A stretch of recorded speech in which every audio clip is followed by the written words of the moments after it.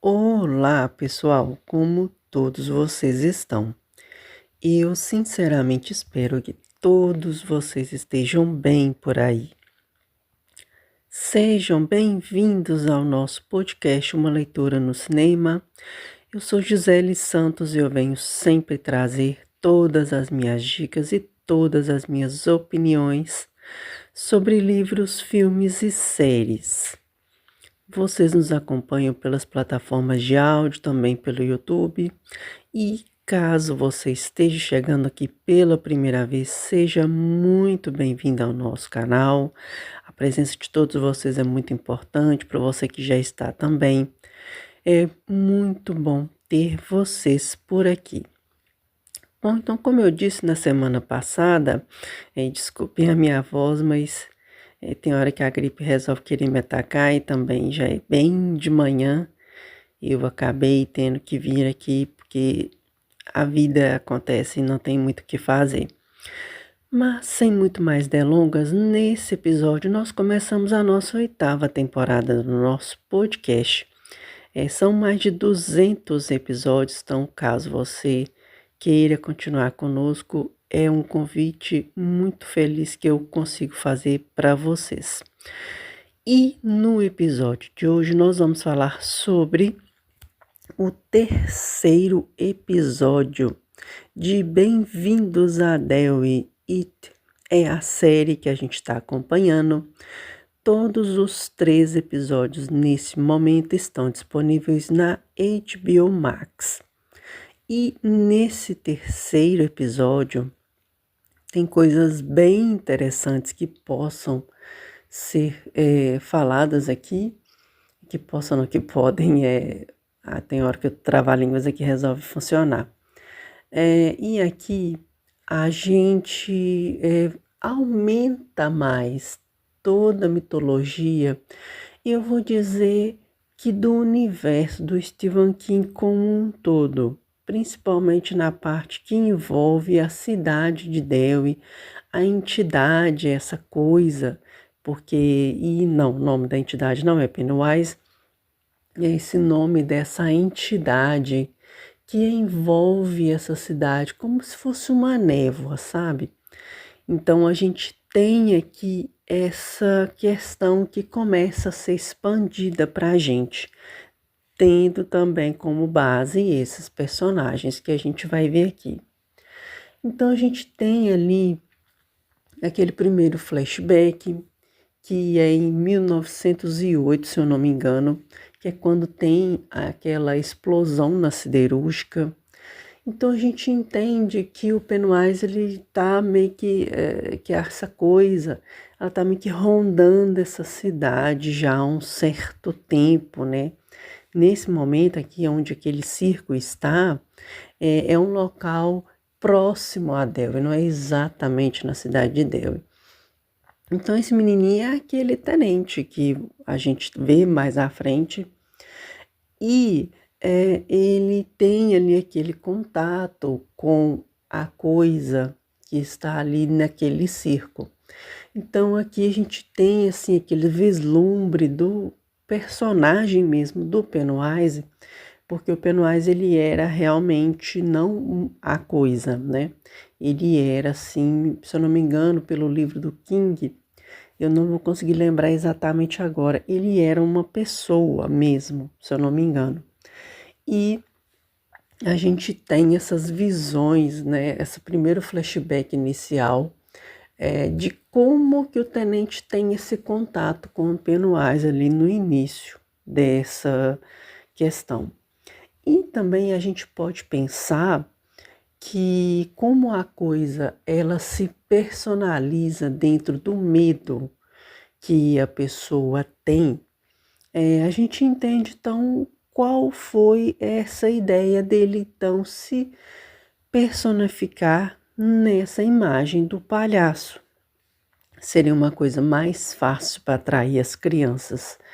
E essa questão dele ter então meio que escolhido as crianças para se de se aproximar delas, uma vez que os medos delas eram medos que eram mais fáceis de você envolver a sua vítima. E também quando as crianças que se aventuram mais por cidades como um todo, elas ficam mais tempo sozinhas e vão vivendo altas aventuras, é mais fácil você encurralar elas.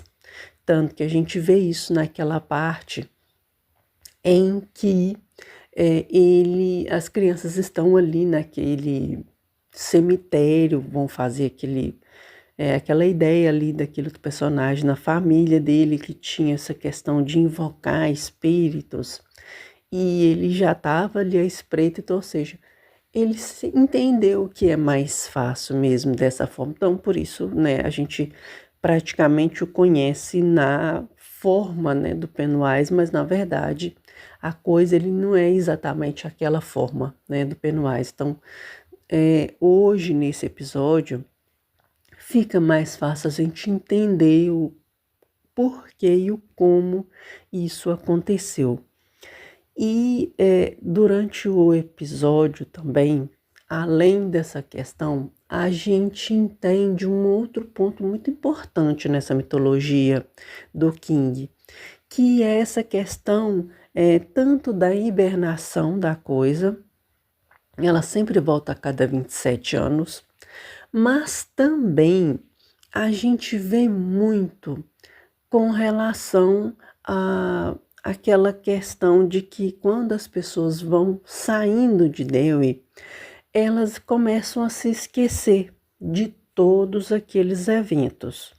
Então a gente entende que essa questão do esquecimento dos eventos e também dessa hibernação de Delhi, da coisa, quer dizer, é uma forma que a coisa tem de ficar ali camuflada, de ninguém ir atrás dela depois, né?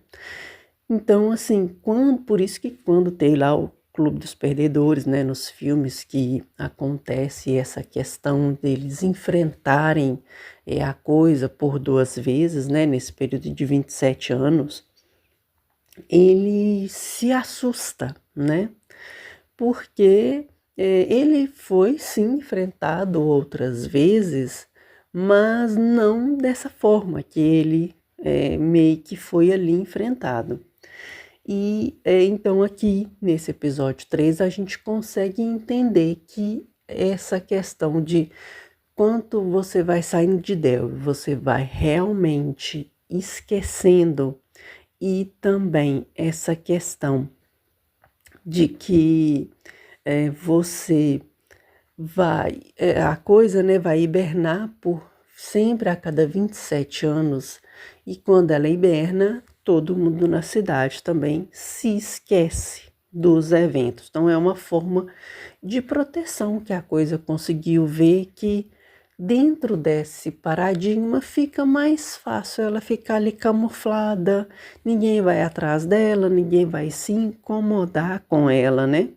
Então é mais fácil para ela conseguir atrair sempre mais presas para ela. Outro ponto interessante, que eu não sei se vocês perceberam durante o episódio, na verdade muita gente tem até comentado sobre isso desde o primeiro episódio, com relação a, digamos, proteção da Lily, uma vez que nesse episódio ela sai, né, eu vou dizer, não vou dizer hospício porque não é hospício, né, nessa época, digamos, seria. E ela, né, tem essa, eu acho que o Maturin, ele está meio que protegendo ela de alguma forma. Desde o primeiro episódio, quando a gente vai vendo, e também, mesmo dentro das coisas que ela passa, ela sempre tem uma questão de um amuleto, ele está sempre próximo a ela de alguma maneira. Então, muita gente até cogitou que ela só se salvou no cinema porque ela tinha aquele amuleto com a tartaruga.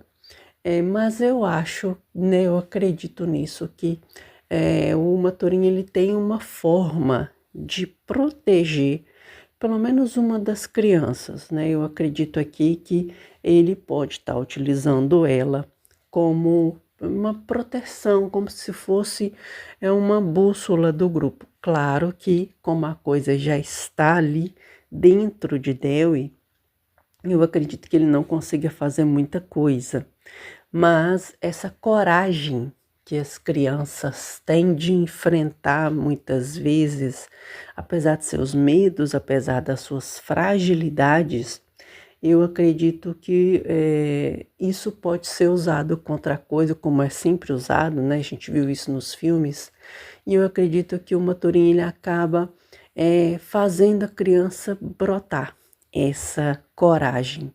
E também por serem pessoas um pouco mais puras, de espírito mais livre, mais puro, é mais fácil eles, tanto o mal, poder se apoderar, tanto que a gente vê isso muito em filmes de terror, que tem crianças, que geralmente o mal ele acaba tentando se aproximar mais das crianças, né? E também o próprio bem acaba protegendo-as de alguma maneira, porque essa coragem, essa destreza, esse amor puro, inocente, acaba sendo uma arma contra o mal, de certa forma, mas tem essa questão da fragilidade, dos medos, que nesse caso da série, né, e dos filmes, o Pennywise acaba utilizando isso para atrair as suas vítimas. E também as crianças acabam dando um nó na gente, né? Se a gente for pensar bem nessa questão. Além disso, a gente tem uma outra coisa que acontece dentro desse episódio. A gente vê que o Dick, ele é utilizado, sim, dentro do seu dom de iluminado para poder como é que eu posso dizer? Ele é como se fosse uma bússola humana mesmo, né? Que ele é utilizado naquela missão para que ele possa encontrar essa coisa. E a ideia dos militares é realmente utilizar a coisa como uma arma militar. Mas essa missão a gente já entende que ela é uma missão perigosa, não exatamente pelo dom de iluminação do Dick, tanto que ali, no momento em que a coisa acaba o vendo e tenta atraí-lo para si, ele meio que não entende como ele conseguiu encontrá-lo, né? Ele consegue, mesmo o Dick sendo iluminado, consegue querer atraí-lo para si, sabe? E a gente vê como é interessante nessa questão desse multiverso do King, como as peças, quando a gente acha que elas são desencaixadas, elas acabam sendo muito próximas umas das outras. Um outro filme que a cidade não exatamente aparece, e não exatamente a pessoa geralmente ele sai de Del, mas ele tem um certo contato com Del, é o Apanhador de Sonhos. É quando as crianças passam ali por Del, eles entendem aquela energia. Então é muito. A gente vê que essa coisa ela não vai conseguir atrair somente crianças, né? Os iluminados, eles são para ele algo muito mágico também. Então ele acaba tentando, né, atrair o Dick facilmente, de certa forma, uma vez que esse dom, essa luz que ele tem, é uma luz que, claro, o Pennywise se utilizaria muito bem dela. Eu nem quero imaginar como ele utilizaria dela. E eu acho que quando a gente volta ao filme Iluminado, e a gente entende o Dick naquele momento, quando ele vai ajudar o Danny com o Hotel Overlook, pensa na situação que esse cara enfrentou, porque além dessa coisa, ele viu cada um daqueles fantasmas ali do Overlook e todos ali aprisionados, sabe? Algo que ele faz de uma maneira até, digamos, perigosa para si mesmo. E, assim, além de ser uma bússola, eu acho ele uma bomba mesmo, porque não deve ser um dom muito agradável. Pessoas aí que têm essa visão não deve ser uma coisa muito agradável. Mas é um episódio mais lento também, mais significativo nesses quesitos. E também aquela cena ali do cemitério mesmo, né? Prosseguindo mais à frente na cena do cemitério, a gente vê que como que a coisa consegue usar realmente todo o medo, toda essa questão da própria cidade mesmo, e também as suas próprias vítimas para poder tentar atrair as crianças para si. No momento que tem essa questão da ideia que as meninas tiveram, né, depois que a Lily sai, né, dali, recebe aquele amuleto da enfermeira, e a gente vê essa questão da ideia do ritual também, essa ideia de ritual, ele é muito característico no universo do King também, e quando elas têm ideia de tirar foto para tentar mostrar para as pessoas, para tentar ajudar o pai da Rony a poder sair da prisão, uma vez que depois no episódio a gente acabou vendo que ele estava sendo ali coagido a poder dizer ou meio que tentar se autocriminar, né, de que ele estaria assim no cinema e a gente sabe que ele não estava. E aí eu fiquei pensando, onde será então que ele estava, né? Porque ele não estava em casa também, como ele diz no seu depoimento. E aí fica essa pulguinha no ar. Mas voltando à parte ali da questão, quando as crianças fazem essa ideia do ritual e também essa união das crianças, como o Benoist consegue tentar tirar elas dessa questão. Ele ficou ali quietinho, esperando, né, elas desistirem, digamos assim, se separarem. E assim, eu acho todo esse arco das crianças, né, dessa questão delas se ajudarem, dos primeiros amores infantis, e se você acha que isso não existe, né, enfim, é a coisa mais comum que acontece mesmo nos dias atuais. Somos pessoas e vivemos em sociedade, e a gente se relaciona, a gente se comunica entre uma e outra, e dependendo do tipo de situação, não tem nenhum problema nisso. Eu acho esse arco um arco muito bonito, porque revela realmente a coragem, os medos, as fragilidades, né? Principalmente naquela época, né, década de 60, a gente sabe que essa questão dessa ideia de negros e brancos conviverem no mesmo ambiente não era a ideia mais saudável que tinha, mas por que não viverem em sociedade, não é mesmo? E aí a gente vê também que é um sentimento muito verdadeiro ali das crianças, principalmente ali no final, quando elas conseguem escapar do Pennywise, conseguem tirar as referidas fotos e auxílio que eles têm depois para revelar. Ai, aquela cena de cemitério, enorme, me deu até agonia. Porque acaba lembrando no início do episódio, quando o tenente tem ali aquela lembrança com aquele velho ali, todo dos esquisitos, e que o que tem de traumas também. É esse outro ponto que chama atenção, porque às vezes o que para você pode não ser um trauma, para criança e você, como adulto, quando você entende que não há perigo, é muito melhor do que simplesmente você falar que vai dormir, é uma bobeira. A gente às vezes tem que tentar ler o que a criança quer nos dizer. E a gente, às vezes, por ser adulto, a gente meio que parece que a gente também se esquece que a gente também foi criança e que a gente via os desenhos, né, que realmente encantaram o nosso coração.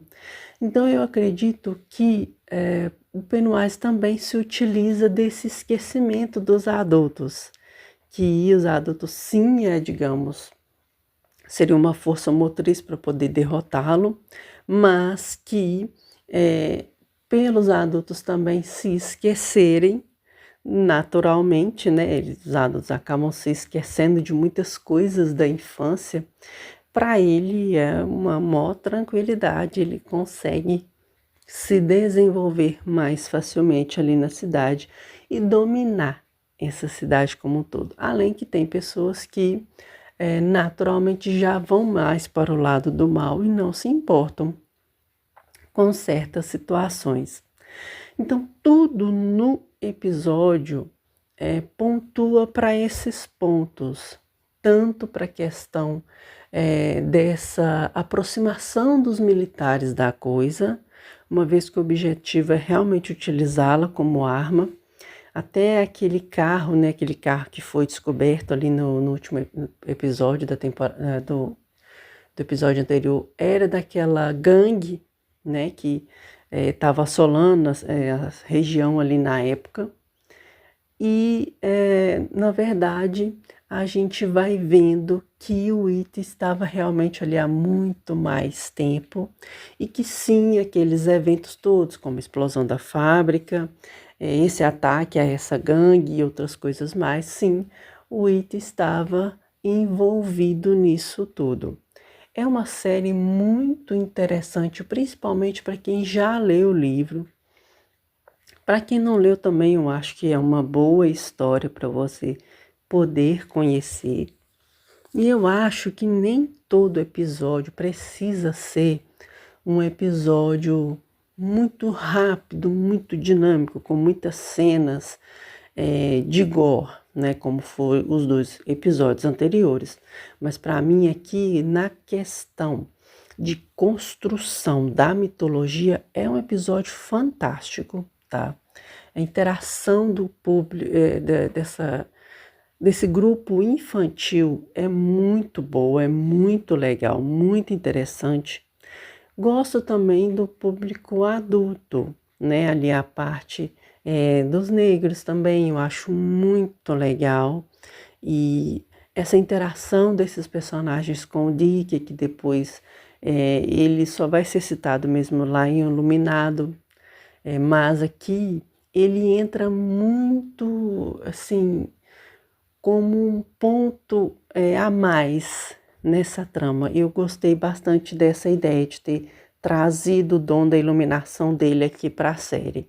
Até mesmo porque eu não me lembro no livro se ele é citado, e eu também não me lembro se no livro alguma outra criança tinha esse dom da iluminação. Eu acho que é só um dos personagens mesmo que tinha o dom da iluminação. O restante acho que não tinha esse dom, não.